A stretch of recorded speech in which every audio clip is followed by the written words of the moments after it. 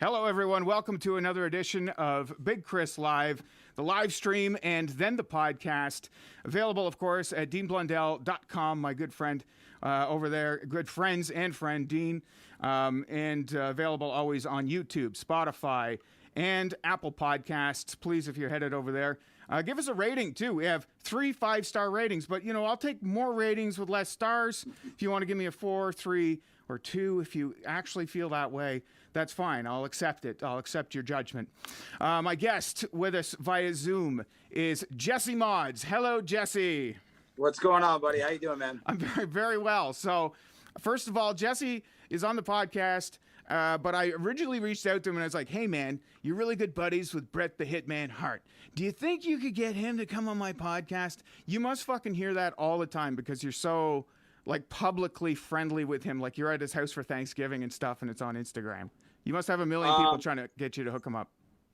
Yeah, you know what? That is probably one of the biggest requests I have from people is, hey, can you get me in touch with Bret Hart? Yeah. And usually he's super eager to do whatever, and I think he's just kind of taking a little break right now in the pandemic, and I could probably get you with him later. But yeah, everybody wants a piece of Bret Hart. They want autographs. They want pictures. They want to know where he lives. What does he smell like? And usually I can answer all of those questions, to be honest. But that's cool. Well, I also had an episode a while back called What's the Deal with Wrestling? Because I never understood it. Never got the appeal. Never quite understood what the fancy was. But I know you're a huge fan, too, obviously. Well, it's funny, man, because everyone thinks I'm a massive wrestling fan just because I have some friends that are former professional wrestlers. But I haven't watched professional wrestling probably since WrestleMania came to Toronto in the early 2000s. That was the last time I remember watching wrestling. And then I've gone so many years without it, but I think that's what makes my love for the old wrestlers so strong is because that's all I know. I don't know the new guys. When I was watching wrestling, John Cena wasn't even a guy. It was the Attitude Era. And then that was pretty much it for me. So I still remember and love all the old dudes. And I've got a chance to hang out with them in some weird situations. I could tell you some stories about how I got together with Bret. But I remember last summer, I was hanging out at Bret's house, and it was me, Bret Hart, Hacksaw Jim Duggan, and Terry Cahill from FUBAR. Right. And I'm just looking around at my surroundings. I'm like, how the hell did I get here with these guys in this moment right now? Yeah, I mean, I've had moments like that myself, and you can't be a hater when you've had those moments to hang out with people that you've idolized. I did the music video with the Trues, and I got to do that experience, and I've had some close encounters with celebrities that have been great. Very much like you with your wrestling posse there was me getting to go into the studio with the Trues with my bagpipes, and then Gordy Johnson from Big Sugar was the producer, and I was like, oh my God, what's going on here? I mean, that's a similar thing, but just for wrestling. It's one of the coolest perks about radio, man. Anytime somebody says, what's so cool about your job? What's the best part about being on the radio is you get to connect with your heroes. And when I was a little kid, I used to, go to these wrestling events. And I remember being 5 years old, going down the front row of Maple Leaf Gardens, and, Bret Hart's music used to hit, and he used to walk and do his strut. And I don't know if you remember, but he always wore the glasses, and he would pick a kid in the crowd to give the glasses to. And I would go right down to the front, try to get the glasses from Bret, never got them. And I remember about 2 winters ago, over the Christmas holidays, I was drinking at his house. I was in his kitchen. It was really late. I had way too much to drink. And I remember just slurring my words. And I said, Bret, do you have any glasses? And he said, yeah, he had a couple. And I said, go get them. And somebody went to Bret's back office and got me his glasses. And they brought him out, and I had Bret, he signed them for me. And I said, nope. And I told his son, Dallas, I said, get the Bluetooth going, play Bret's music. And I want you, Bret, to put them on me like I'm a 5-year-old kid. And I don't know why he did it. More embarrassing for me than anybody. But we literally cranked Bret's theme song in his kitchen. And I had him put the glasses on me like I was 5 years old. I actually had them just across from me over there. Yeah. So that was your initial meeting. That was the first. Mm-mm. No. So my initial meeting with Bret Hart was actually pretty coincidental. I got to Calgary, and my first big radio bit was I gotta find Bret Hart. I gotta meet Bret Hart. like a scavenger hunt. Yeah, so I had no connections with him whatsoever. I just knew that he lived in Calgary, and I actually did this bit where I watched the old Bret Hart documentary in front of the old Hart House in Calgary, and it was like a stupid bit, but it was just fun for me to like watch a video about Bret Hart back in the day in front of his old house.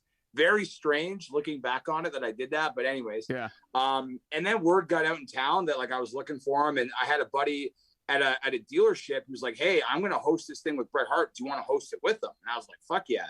So I met him, but it was really just like a handshake and a hello, nice to meet you. We took a picture and that was it. But then your audience might be familiar with Jerry Forbes, longtime radio guy out in Calgary. Right. Legend. He was just on the podcast with Dean Blundell. I watched that whole thing not too long ago. Legend. And him and Bret. Sorry, go ahead. Legend. Yeah, total legend. Yeah. Yeah. And Jerry and Bret were boys like back in the day. So when Jerry was doing his retirement, I was tasked with like going around to some local celebrities and getting some video of them just saying like, "Hey, Jared, thanks for the career in Calgary. We appreciate you. Good luck in your retirement." And I got tasked with trying to find Bret Hart. So I did some research, found a way to get a hold of him. I did. And we were going to film this video. And I thought we would like meet at the station. But he said, "Hey, why don't you film it at my house?" And I'm like, "Holy shit. Yeah, okay." So I go out to Bret's house. He lives in this beautiful property, like in Calgary. It's one of the most unbelievable areas in the city. And I drive up and I'm like literally like sweating, shaking, like a kid. And I've been doing this for a long time, man. You and I, anyone in this business has met a lot of people. Yeah, but we all get nervous. We all have those moments. Yeah. And this was my moment, man. I remember sitting in this long ass driveway and I was just sitting there like, holy shit, like I'm at Bret Hart's house right now. So we go in, we record all of our stuff, and it was like 15 minutes and I got my boots on and I'm literally like saying goodbye. And then I have this thing in my brain that goes like, "You're at his house. You'll never be back here again. Ask him if he can show you some shit." So I literally got my jacket on, saying goodbye. And I just say, "Hey, Bret, like, can I check out your basement?" Because I heard this like legend of his basement and all the memorabilia he has. And sure enough, no problem. Take my boots off, and we spent probably like an hour just like going through memorabilia. And he showed me like the belts he's won. I was taking pictures with that, and we came by a table hockey, and he's got all these like different old school table hockey, not the bubble shit, like old big ass wooden table hockey from like the 60s and 70s, and they're from the old Hart House. Yeah. With Bret's dad, and I just like said like, "What's this about?" And he's like, "Oh, I got this table hockey league." And jokingly, I said, "If you ever need a guy in your league, let me know." And that was in March. And then Have you ever played table hockey competitively in a league ever? You just threw that out there. Never. I just said, "If you ever need a guy, you let me know." And he kind of just like, "Yeah, okay, buddy." And he took my number, and that was it. And like I said, I played the bubble hockey before, just like the stupid shit that you have, the Wayne Gretzky snap hockey where you used to be able to raise the puck anyways. Yeah. March, April, May, June, July, August, September, October, November comes. I haven't heard from Bret at all. I get a text saying, "Are you still in for table hockey?" I couldn't fucking believe it. He's like, "It starts tomorrow." So anyways, I ended up going the next day. I joined this like table hockey league. He's got referees, statisticians that come in. It's like a full on league. Like it's not a joke. It's like very serious. I come in dead last every year. And that was it, man. I became buddies with his kids and his family. And I'm so gracious to that entire family, the Harts. They've treated me like a long lost sibling or friend that I didn't have moving to Calgary, man. They were like the first family I kind of connected with when I moved out here. Yeah. That's amazing, dude. That's such a cool story. And it's so genuine too. Like you can really see it's not like staged Instagram pics. You guys are all family now. Yeah. It's a good word for it, man. It's great. It's cool, dude. Yeah, I never thought that that would happen. But like, man, one last thing on that. But my grandfather, I grew up with my grandparents. My grandmother and my grandfather raised me, and that's how I got into wrestling. And my grandma just passed away recently, but she thought it was so cool that I was always over there. So my grandpa came down this summer, and he would never ask. He's in his 70s. He would never ask to go see Bret, but I know he thought it would be cool. So I just text Bret. I go, "Hey, Bret, my grandpa's in town from Toronto. He'd love to meet you. Can we do something?" He's like, "Yeah, bring him on over. I'll have lunch ready." So me and my kids and my grandfather went over to Bret's house, and he had this like beautiful lunch ready for us. And he's asking my grandpa what his favorite matches are. And my grandpa's like, oh, I remember you and Undertaker back in the day. So Bret tells his wife, Steph, to put the old Survivor Series on with Bret Hart and the Undertaker. And he literally sat there with a remote control and like would play 30 seconds of the match, tell my grandpa like what was going on in their heads. Like, hey, I'm whispering to Taker, go against the ropes. He literally like took my grandpa through every step of the match.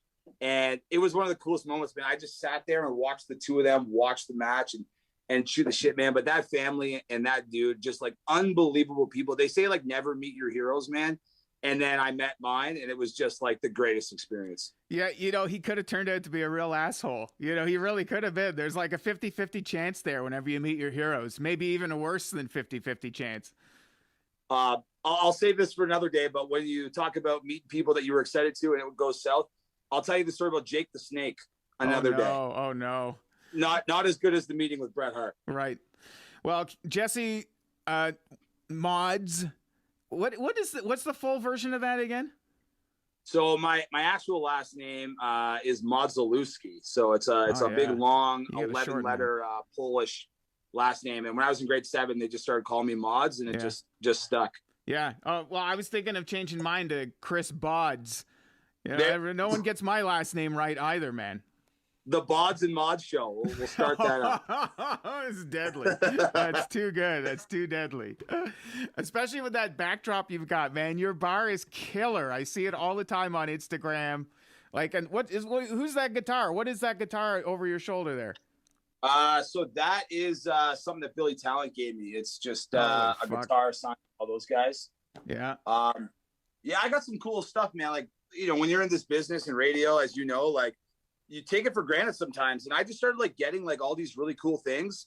And I just like throw it in my storage room, and everyone be like, oh, like, what is that? And I'm like, oh, I got this thing from the Tragically Hip. And they're like, and you're not displaying it. So then over the years, I just started, you know, collecting it all and then displaying it. And then I got like addicted to it. And I just started buying stuff and going on eBay, and I'm like bidding on like Gord Downey letters and signatures. And I've spent way more money than I will ever admit on my basement and the shit I've collected. But I literally, man, I come down in my basement and I just sit here and like, I'll give you like a quick little, like, yeah.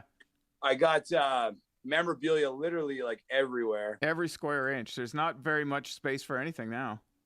Yeah, it's like I just got tons of whatever, but I just love coming down here and just like chilling and looking at the shit, and it's cool, man. Like some people got like sports basements, and oh, did I lose you there? Yeah. Well, yeah, we're not too good on the tech side over here. Yeah, some people got like sports basements and shit like that, and I just decided to go with like rock and roll. That's all right, man. It's a good look.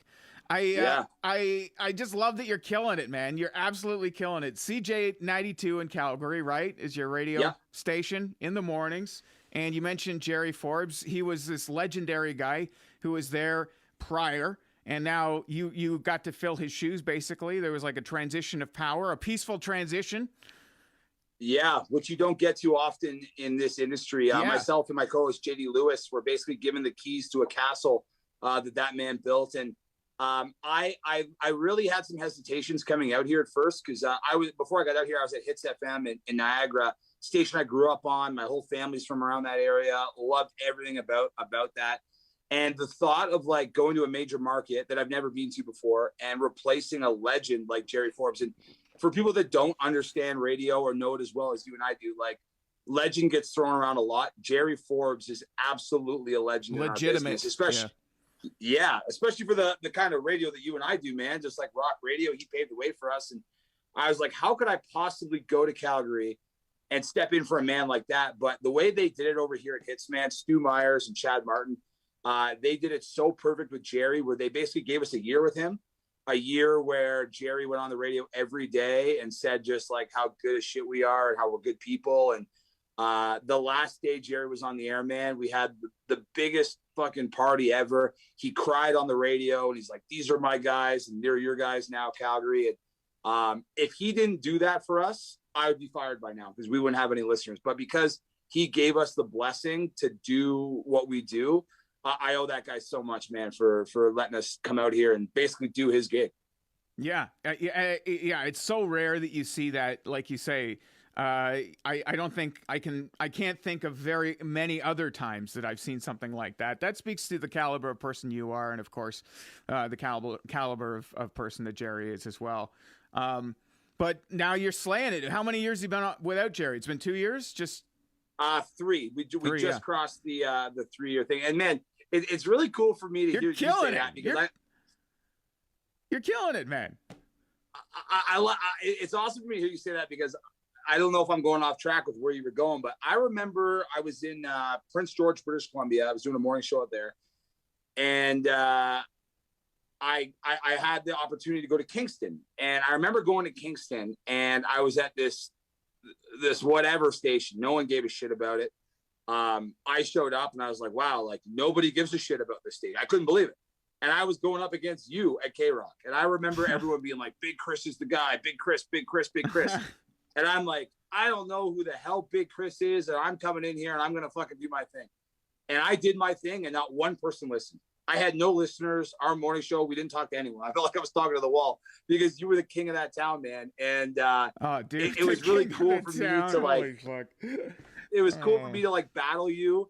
But there was no battle. It was like a bunch of ants going up against the big dogs. Well, and I was so happy to get out of there and get away from you because you just were killing that market.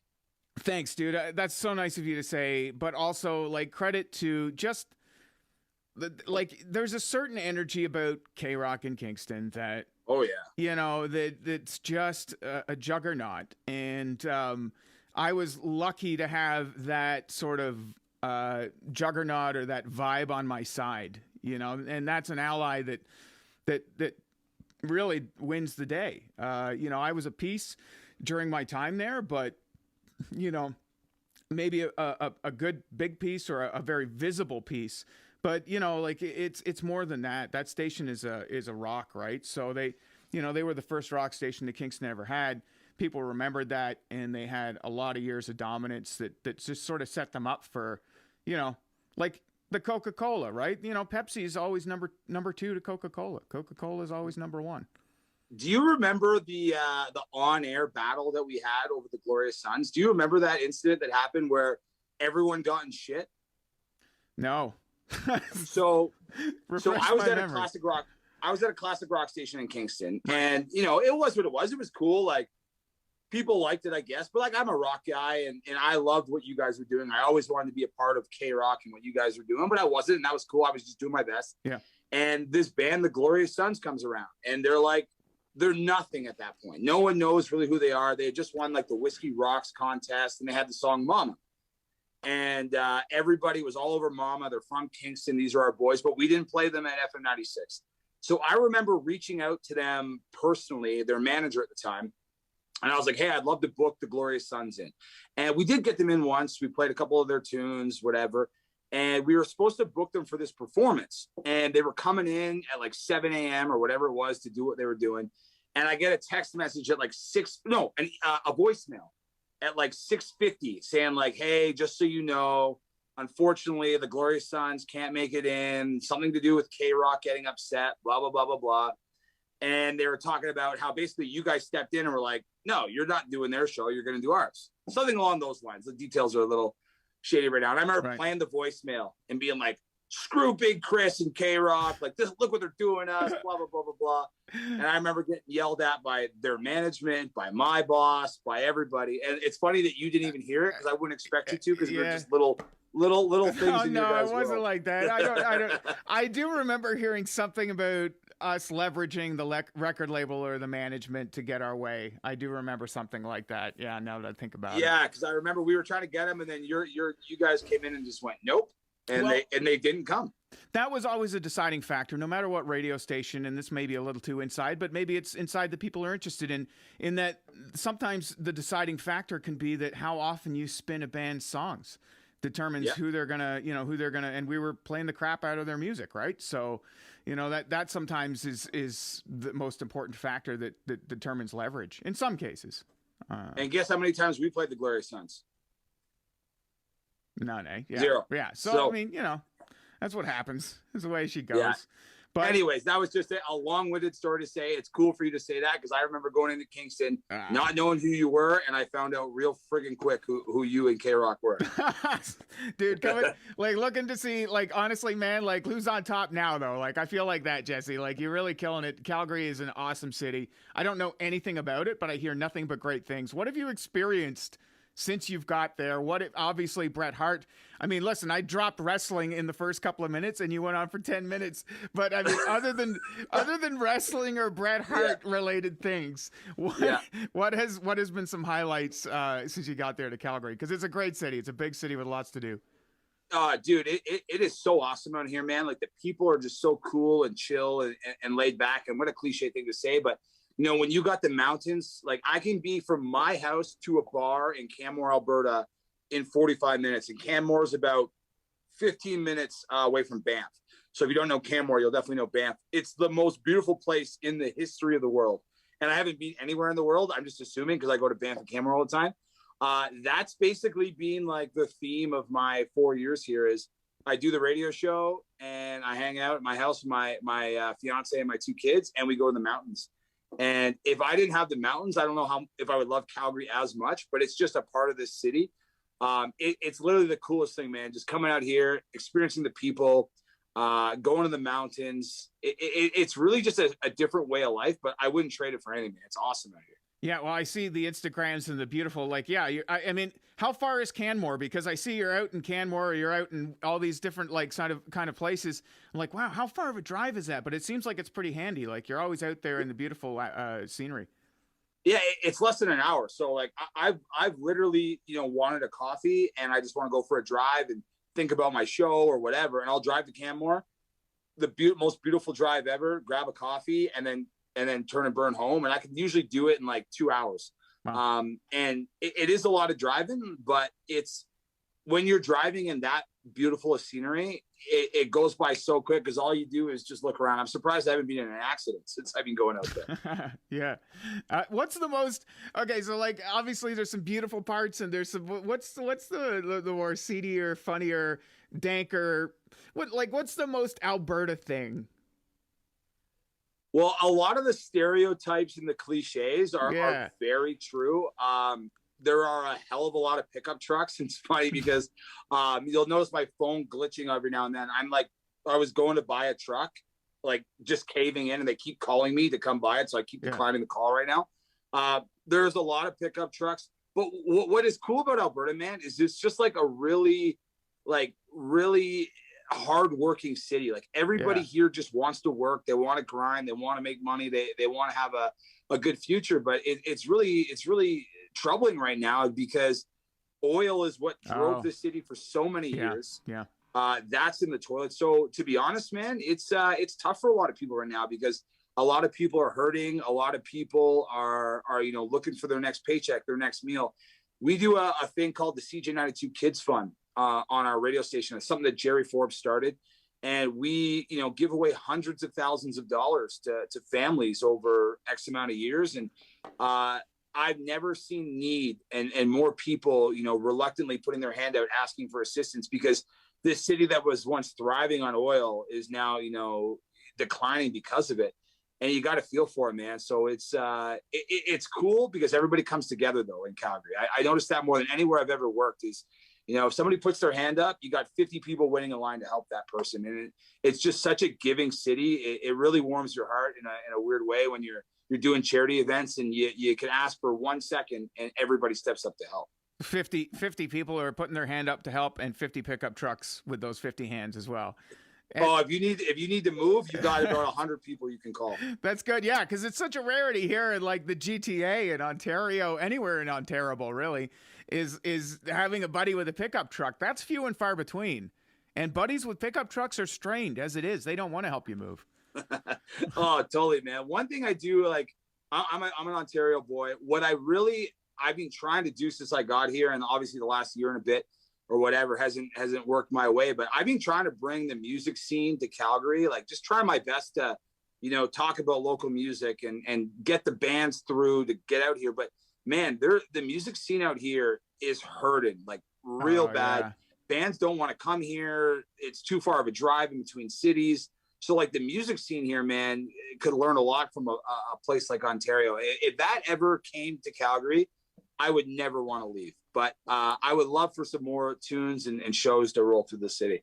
Man, you know, yeah, you want to talk music scenes. This is a conversation that keeps coming up on the podcast, but Jeff Woods and I had a lengthy conversation about the Hamilton music scene. And obviously you and St. Catharines at Hits, you probably had your exposure to the Hamilton scene. What a fucking scene. Yeah. I love the music scene in that area, Hamilton, Niagara, obviously Toronto. Like what was cool is like you could go to Guelph and see the Trews. Like you could go to these small little towns and see some wicked bands. Here in Calgary, like you're waiting, man. Like you're waiting like sometimes 6 months before a big act will roll through. And I saw some of the podcast with Jeff Woods, and that guy's voice, man, I'm sure he's so sick of hearing it. But anytime you hear that voice, like it's just like, how is this even a human being that's putting that out of his body? I know, man. He's a gem, really. He's a gem. I got to party with him one time, and it was the most like surreal thing ever. I was at CMW, and I was just like drinking, and I'm like, as you could tell from my Bret Hart story, I love talking to people that I grew up looking at and watching and listening to, and I'm not ashamed. Like people out here always joke and bust my balls about it, but like I'll ask for an autograph, I'll ask for a picture, I'll ask to go for a beer with celebrities or people I don't know, because I love to hear the stories. And for me, it's like, wow, that's cool. And I remember seeing Jeff Woods at the bar at CMW. And I was like, Jeff, let me buy you a beer. And he let me. And next thing you know, we're out hanging out. And he took me to like the weirdest bar ever in Toronto at like 1 a.m. And then we left at like 5 a.m. Like it was one of those after hour weird bars. Oh yeah. Yeah. And we ran, you might not remember because I know you're a bit older than me, but we ran into PJ from YTV. Do you remember that guy? Oh, PJ, oh no, I remember PJ Phil and PJ Gord. But... Yes. PJ Phil or whatever. Yeah. Phil, whatever. Yeah. PJ Phil. Yeah. Okay. Yeah. And me, Jeff Woods, and that Phil guy from YTV hung out at this bar till 5 a.m. And I remember like being like, I'm not even on drugs. Like, what is happening? Where am I? That's my only time ever meeting Jeff, but I'll never forget it. Just rolling around. Oh, this is so stupid, but we were in a cab with Jeff, and I get hammered and just obnoxious and whatever. And I remember making the cab driver put on a classic rock station, probably Q107. And I made Jeff backsell the songs on the way to the bar. Yeah. Well, he had some stuff at my house here. He stored for his new studio. He stored a bunch of stuff. I can't remember. It was like shelving and stuff. He had it delivered to my front vestibule. He came to pick it up, and I forgot how much of a crush my wife has on his voice. And when she found out he was in the driveway, dude, I was like, you get upstairs. Don't you come out into the driveway. I just couldn't, you know what I mean? Like she is, all women, I think, just can't help but fall for that voice of his, even men. And you know, one of the cliche things in radio is like, let's hear your radio voice. And nice. If you're good enough in the business and you make it far enough, like you don't really have a radio voice. I always thought Jeff did, and he doesn't. Like that's how he talks. That's exactly what it is. Yeah, I know. Yeah, it seems surreal that he's a reality, or that he's for real. Do you think it's a Gilbert Gottfried thing? Like, you know, Gilbert Gottfried, he's always on. And then if you hear him actually talk, that's not his voice. Is that Jeff Woods? No way. No, like he has like a ponytail, but he takes it off and hangs it up at the front door when he comes home. Yeah. No, I think that's full time, man. There's no way. No wonder he's had so many girlfriends and wives over the years. He just can't get enough of them. I know, right? Well, you know, funnier people than me have said, you know, like it must be crazy being his wife, because he could just say, hey, pass the ketchup. And she would just like clear the table and be like, let's get it on right now. Yeah. On the topic of getting it on, Jesse, I'm going to be a dad for the first time this April. Congratulations. Incoming. Well, hang on. Siri's talking to me here. What's going on there, Siri? I didn't take this time to grab a beer. Yeah, do it, man. Yeah, I'm going to be a dad this April for the first time. I'm going to be 40 April 2nd, and then I'm going to be a dad.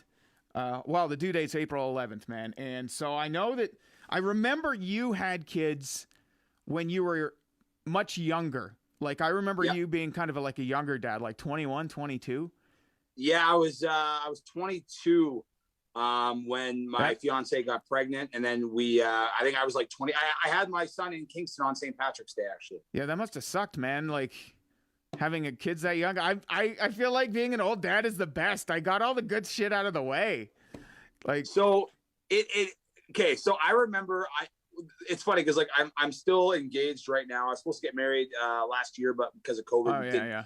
Shit. And when I had met my fiance Chelsea, I met her at my first radio gig in Lac La Biche, Alberta. It's a town of 3,000 people. She was like the only hot chick there. I was like, okay, that's mine. We were together for like literally, man, like a handful of months, and she got pregnant. So I was like, okay, well, here we go. And I always wanted to be a dad, so I was just like, you know what? Let's just embrace it and make it the best that it possibly was. So I was a dad very young, making absolutely no money. Whatever amount of money that is small that you think I was making in Kingston, it was probably half of that. And I just remember being like, well, let's just make this work. And it was so cool, man. Like having a kid and like being a dad, it is the greatest experience you'll ever have, no matter what experiences you've had in your life. And the only way I can describe it to a dad to me is you think it's going to be cool. You think it's going to be awesome, but you're not a dad right now. Your wife is a mom already because she's got that baby in her belly. She thinks like a mom. She already acts like a mom. When you're waiting for that baby to be born, you're still big Kris, just chilling. I'm still Jesse Modz hanging out. But the second that baby is born, like literally the second, even the drive to the hospital, you're still just big Kris. The second that baby's born, man, light switch goes off and you're just dad now. And it was the most surreal experience, like raising a kid. By the way, the first 2 years, the baby doesn't want anything to do with you, like nothing. You are useless to that baby. I don't have any milk. I'm useless. Yeah, nothing. But man, you're gonna absolutely love it, especially raising a kid in our industry the way you can. I remember bringing my son on stage in front of like 40,000 people at shows in the front hamper because I couldn't have a babysitter. It's so cool, man. You're gonna love it. And are you stopping at one, or are you gonna have a litter? That is definitely a no. We are having. She's already talking about. Well, listen, man, I have a schedule. I get inbox invites to online courses. We just wrapped up our 4-course baby feeding course on Zoom last night. I got a few other invites in my calendar, and she's already booked my vasectomy for like April 25th or whatever. Yeah, no, she's joke. Oh, that's a joke. She threatened to, though. I'll tell you, she's ready. Okay. She asked me whether I'd thought about it yet, and I was like, well, yeah, I've thought about it for sure, but I didn't think we were in a rush.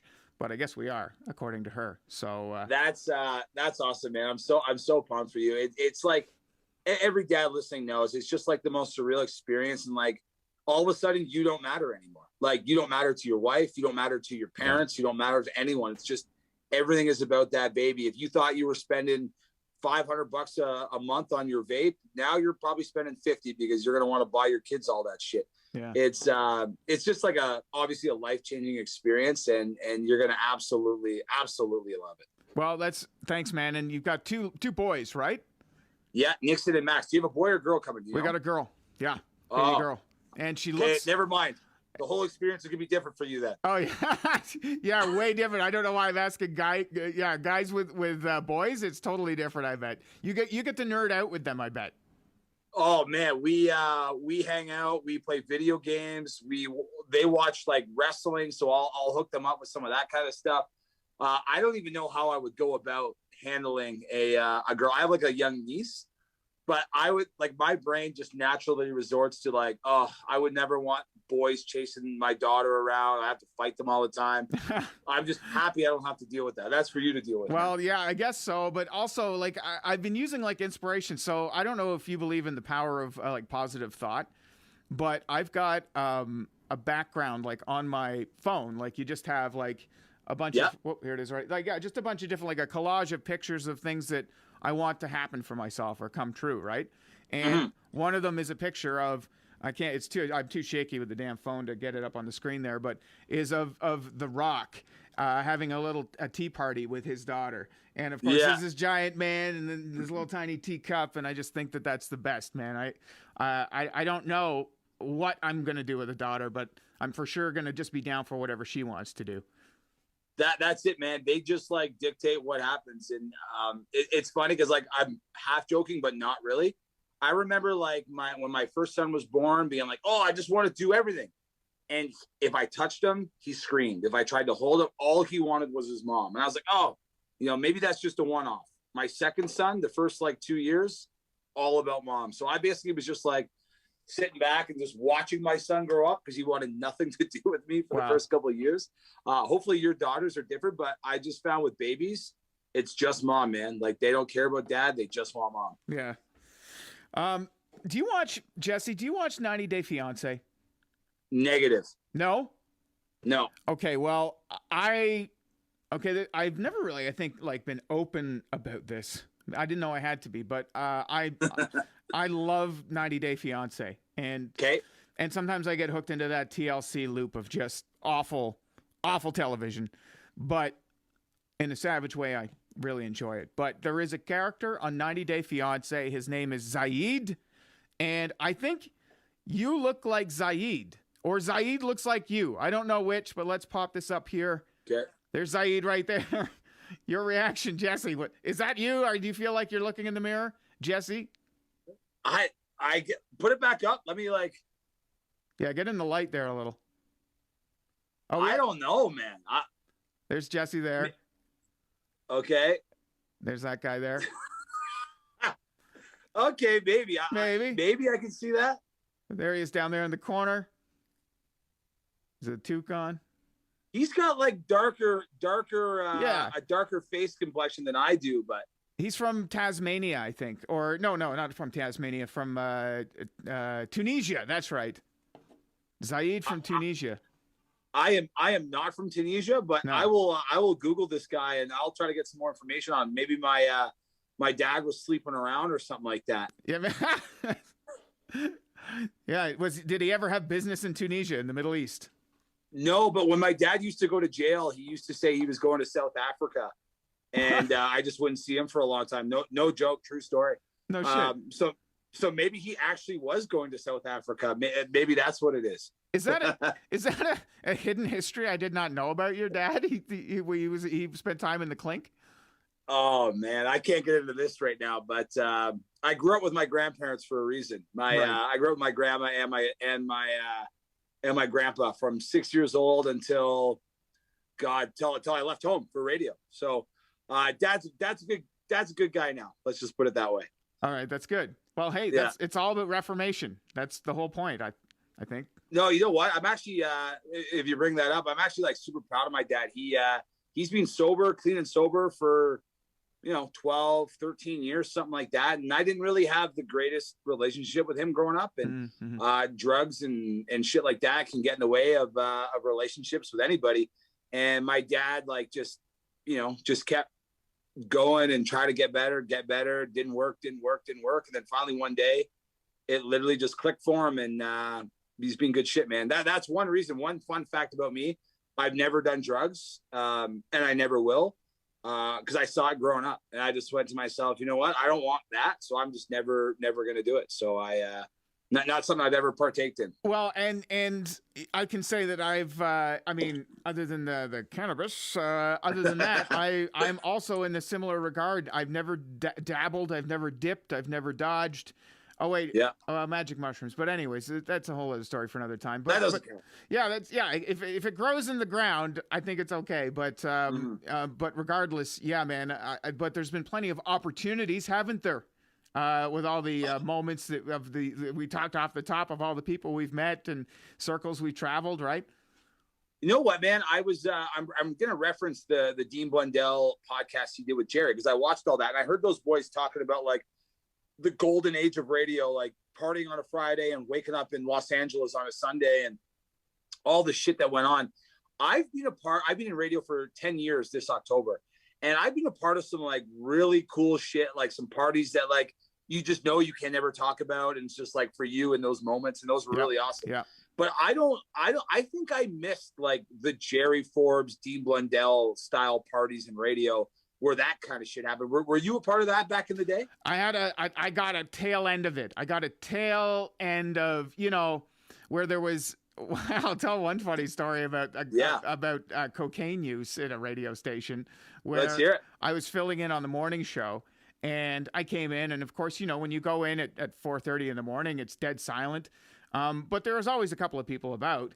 But somebody I could see, and it was a radio station in Hamilton, so it was Y108, and it had all these glass windows all around the outside in this giant square.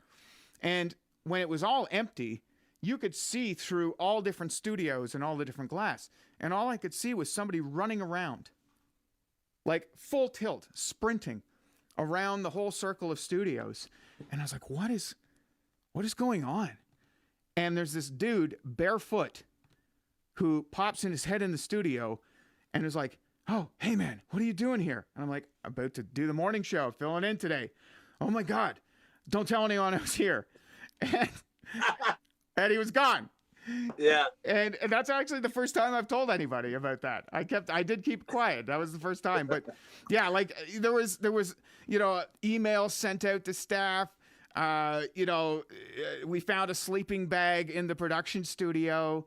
Word up, you can't sleep at the radio station. You can go anywhere but here. I've seen some pretty good parties. Yeah, man. Those are just a couple examples.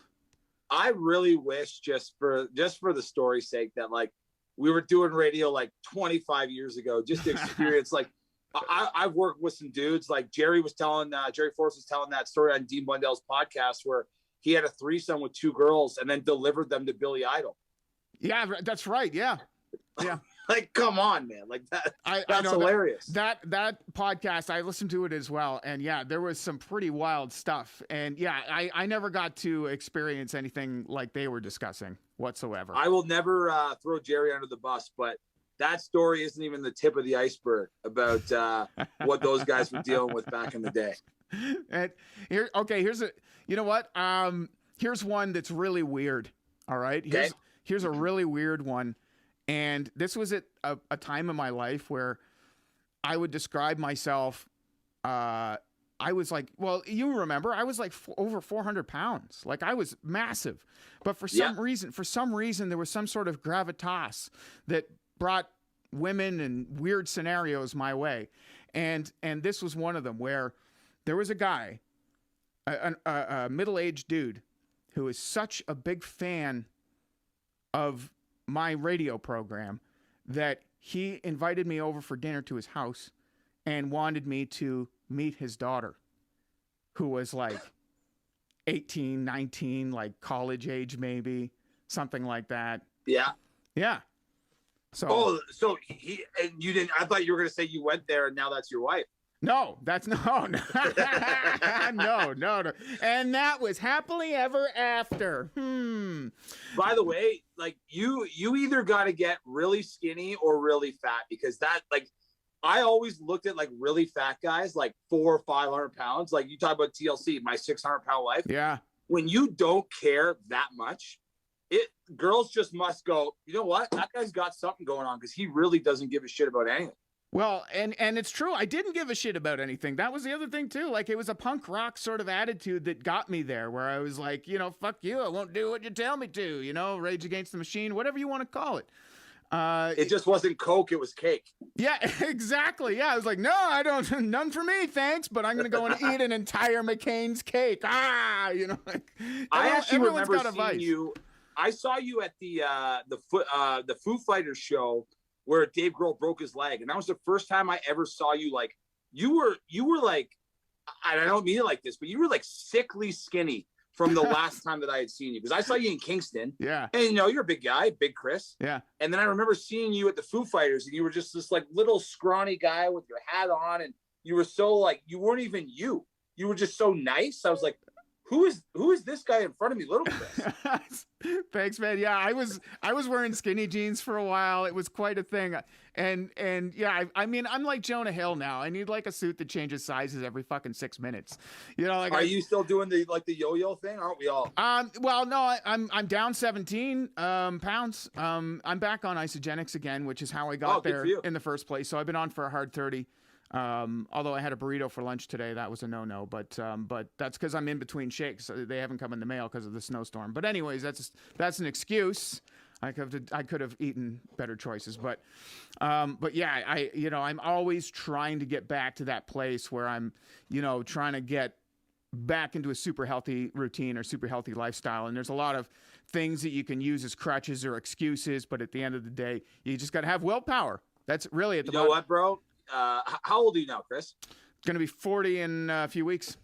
Going to be 40 in a few weeks. So none of us are getting any younger, man. I guarantee when your daughter comes into this world, you're going to look at yourself and you're going to look at her. And you're going to start counting the years in your head, and you're going to go, okay, when she's 20, I'm going to be, and you're going to want to be around. Yeah. And you're going to make that choice, man. Like I lost 30 pounds in September because I put on a bunch of weight for no reason, just living life and drinking beers and whatever. Yeah. And I remember just like one day going like, man, I just want to be there for my kids. And I want to make sure that if I'm not there, it's not for anything that I had no control of. Yeah. And I just remember just like, I'm like, okay, gym, let's go to the gym. Let's work out. Let's make sure that at the very least, I got a shot to be there late in life for my kids. And if you're ever like yo-yoing, man, I don't want to tell everyone to go have a kid to lose weight, but you will look at those kids and go, fuck, I got to get healthy and be around for these little guys or girls or whatever you have. That's where I'm at 1,000%. I want to be the Rock at the tea party, but first of all, I need to be able to sit on a child-size chair without destroying it. It needs to be able to hold me, so I need to be able to be a decent sized human being. And you've got a beautiful wife, right? You don't ever want her to look over and go, wow, like my husband is now 700 pounds. I better take off. You got to keep her around. That's true. That's the problem. Let me tell you, man, that is the problem with batting up. That is the problem with always, always aiming high, man, is that you have to stay on your A game the whole time. When you know your wife is hotter than you have to stay on your A game all the time. I always look at guys in radio, and it's just the funniest thing. Like, look at anybody somewhat successful in our business. All the guys, we're all just like schlubs. Yeah. And then like start digging in our Facebook profile pictures, and you'll see our wives and girlfriends. That's the biggest perk of this business. Screw all the other stuff we talked about. It's that we always get to bat up. Yeah, it's true. My wife is 12 points higher than I am. Yeah. Oh, yeah, exactly. Yeah, easily for me too, right? But we know it. And we know. Yeah. Here's the other thing that somebody said to me a long time ago, that you can be attractive or you can be a good dancer, but there is nothing better than someone with a good voice who can tell a good story, or it can be funny. But mostly it's about the timbre of a man's voice sometimes that triggers like a genetic, deep, like ninja thing deep down in there. And I believe that, because you're right. I've seen plenty of good dancers pick up attractive women, but I've seen an equal amount of really great orators, storytellers, life of the party, maybe not a stand-up comedian, but sort of a stand-up comedian. So anyone who's got that sort of personality, I think they've always had an attractive wife, and that really just plays into the radio thing.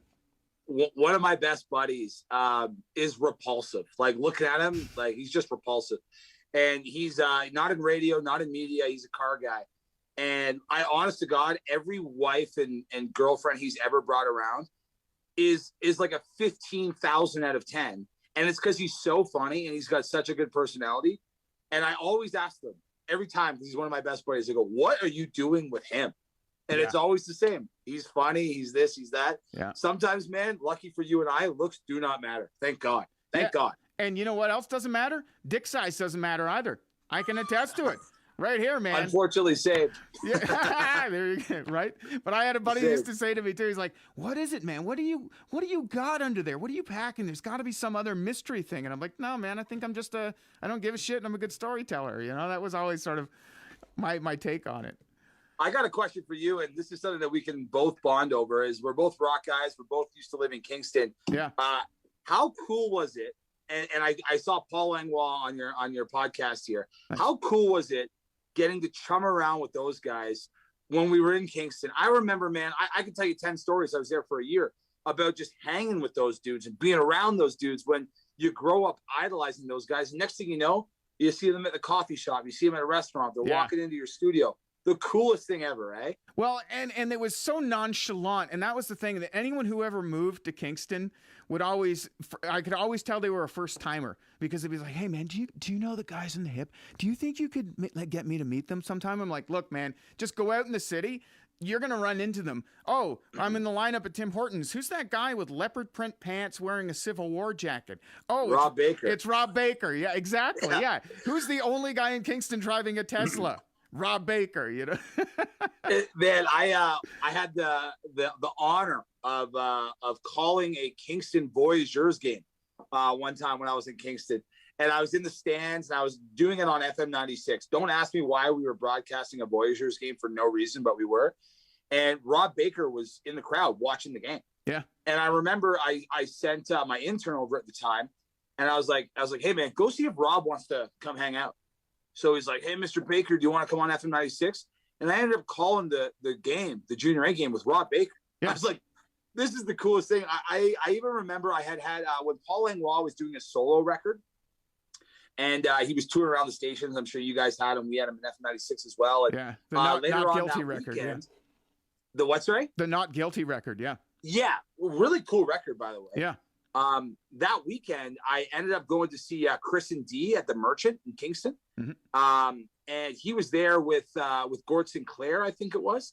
And he fucking comes over, he puts his arm on my back, he brought me a beer. And I couldn't believe, I remember being the most stunned. If there was any podcast I did for like 2 years after that, I'm like, what's your favorite radio moment? I was like, Paul Langlois bought me a beer. Paul Langlois bought me a beer. It was so cool to be able to just like chum around with those guys while living in Kingston. I'm sure you missed that too. Yeah, I missed the connection with Kingston and how tight I was in with the music scene there. And I almost forgot how ingrained it was that I could just walk down. I lived on Princess Street. I just walked down Princess Street and, you know, oh, there's Brett from the Glorious Sons. And we'd sit there and chat on a bench for 15 minutes. And then, you know, he'd have a smoke and I'd drink a fizzy water or something. And then we'd be on our merry way. Or yeah, exactly. Though there's Paul Langlois at the bar having a beer, or, you know, whatever. There's Rob Baker taking his kids to the movies. You know, it was a million different moments that you could run into these people that just became, I wouldn't say friends, but certainly acquaintances and people that you always enjoyed running into on the street and worked hand in hand with to make the community a better place. And that's the thing you say about like Rob Baker going to a Voyageurs game. Like, what's Voyageurs? Like, are they double A? Like, I don't even remember what status they are. But I think it was junior. I think they were junior A hockey. Yeah. He was just there with some friends watching. Yeah, but they're so supportive of the local community. They go out to the little local hockey games. You know, they'll go out to the Frontenacs in the OHL. They'll go out to the local theater and support the local arts. And I feel like that has done nothing but great things for Kingston. It trickles down in all manners of different ways, right? And man, they were just like, and they still are. I just haven't seen them in many years now, but they were just such good dudes. I remember Paul Langlois coming on our show one time, and he had the Campfire Liars Club. Yeah. I don't know if that's still running in Kingston. I think so. And I was just like, as I've told you a million times in this podcast, just a fan of everything. And I'm always very vocal about that. And he's like, hey, you want to come down to the comedy shop there, Time to Laugh? And he's like, you want to host the event for me? And I was like, yeah. And I went there, and he just like out of nowhere, he could ask anybody in the world would have hosted Paul Langlois' event. And I did it for him. And I was just like, this is so cool. That band, man, above the music, above everything, some of the best people you'll ever meet in rock and roll ever, no matter what country you're in, they are the best people, man. Yeah, truly they are. And also, speaking of Rob Baker, I believe the next podcast episode, tentatively set for Monday. We'll see. Just waiting for their people to get back to my people. Strippers Union, Rob Baker, Craig Northey. There's a pre-promo, we call it in the business. Excited to have them on. Jesse, before we wrap things up, this has been an awesome chat, dude. You're welcome back anytime. Maybe we'll bring you in on a panel, too. We're going to do panels, different things. But one last question. Who gave you your first look at a porno movie? My first look at a porno movie. It's funny because I actually talked about this on the radio the other day. The first memory I ever have of a porno would be my dad had like the stereotypical like chest under the bed. Oh, right. Like and a I trunk. remember and I remember like looking for something, and I was young, and I remember like wheeling it out, and you had like the Playboys, which was basically like elegant porn. It'd be like a really like beautiful woman just like kind of showing like a nipple. But then you had Hustler, and I remember like opening up a Hustler, and it was just like bam, next page, bam, next page, bam. That was my first like graphic look at porn. But I remember my first boob. Okay. And my first on-screen boob that I ever remember was the girl from Saved by the Bell in that stripper movie she did. Oh, Striptease? No, what it wasn't. Showgirls. Showgirls. Yes. Elizabeth Berkley. Yeah. Yes. That was the first boob I ever saw, and I remember on my dad's old VHS we had that movie, and I would just put it in, watch, put it in, what. That was like my Bambi when I was a kid. It was just Showgirls. That's it. Bambi. I'll give a shout out to my 8th grade chum, Andy Stanley, who introduced me to my first look at porno. It was actually a stack of various magazines that were hidden in the woods, in the bushes outside of our schoolyard. That is so funny because every school had that. My school had that as well. Yeah. So he was the keeper. He knew where they all were. I believe he's the one who brought them there. I have no idea how, but I remember seeing my first was a Swank copy of Swank magazine. And did you see everything? Was that one of the graphic ones? Swank like a was male on female. Swank was hardcore. Yeah, that was like it was like quite an introduction. That's like jumping right into the deep end, right there. No, we should bring back. We should get convenience stores to start putting the porn up again. I remember being like a little kid. You get your candy and you look to see if the person at the Max Milk was there or not, and looking. And if they weren't, you would just go to the magazines, pretend you're looking for something else. And next thing you know, you're at the back digging. That was my favorite. Well, we had one that actually they weren't too smart with it because the magazine rack was actually in front of a giant glass window. So you could actually go along the back of the outside of the corner store and look through the glass and see the back of the magazines. So you got a full view. Thank God for porn, eh? Yeah. It's a lost art, man. Being a kid trying to being a kid trying to score liquor underage, being a kid trying to get porno mags, that's a lost art. The kids have it way too easy nowadays. I know, man. Yeah, I mean, they totally do. I mean, they're sexting each other and everything. I was just happy to maybe get a hand job under a bridge with some guy walking his dog that might get a peek. That was like, I was stoked for that. I'd even take that nowadays, man. I got a third trimester. I take that too right now. Jesse Modz. Jesse Modz. There you go. Kris Bawdz. I'm going to change my name. The Bawdz and Modz experience, man. There it is. That's what I'm going to title this episode. Follow it on Apple Podcasts for the audio version. Also on Spotify.